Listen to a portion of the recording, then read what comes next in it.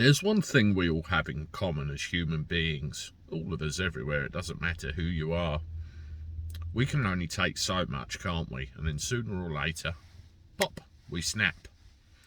And we've had a hell of a hard time of it over the last 18 months to 2 years, I'm sure we can all agree. And every now and again when somebody does snap, they end up doing something completely off the wall. You should get a load of this.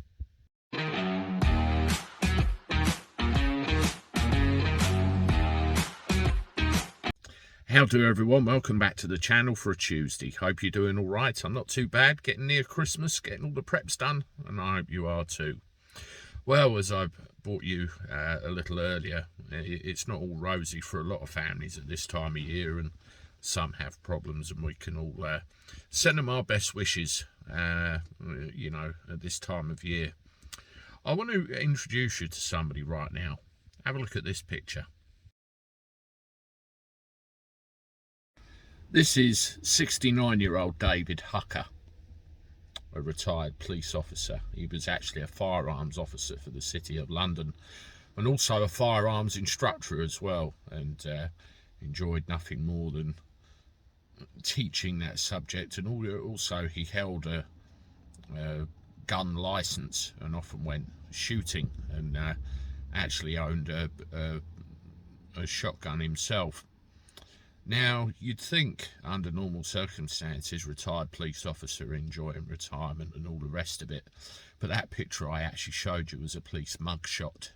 He was arrested, and yeah, the story goes a little bit bad from there. Let me show you this picture.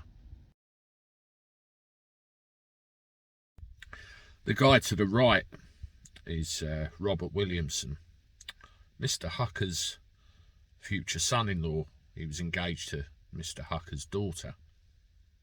Williamson is dead, and it's a very tragic tale.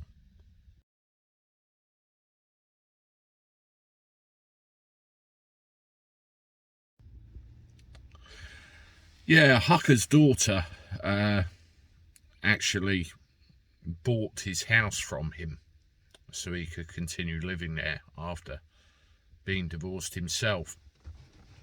And through the pandemic there was business problems and everything else, and Williamson and Hucka's daughter decided that they were going to sell the house.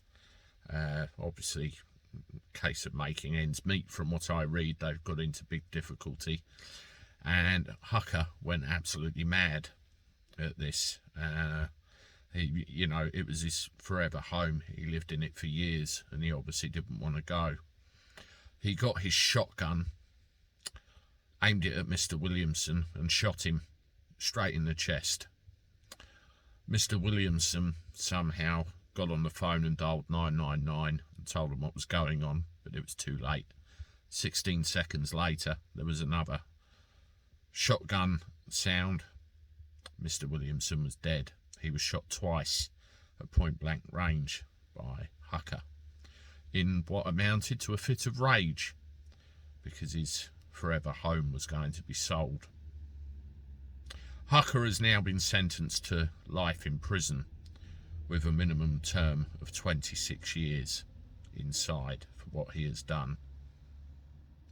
He turned round to the judge in the trial and said, "I never meant to kill him.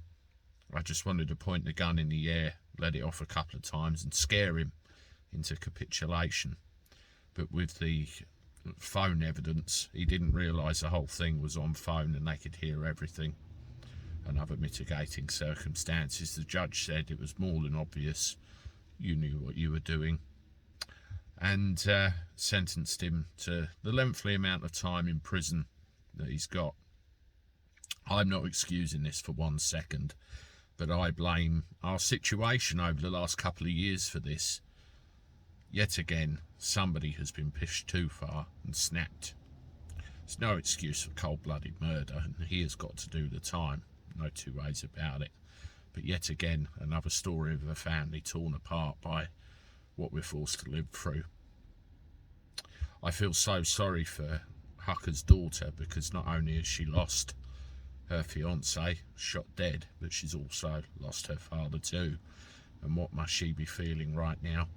I cannot begin to comprehend, and all I can do is send best wishes to her and hope somehow she gets through it. Anyway, I'm off. Let me know what you think of this horrible, tragic story in the comments below. I'll see you soon with another one. Toodaloo.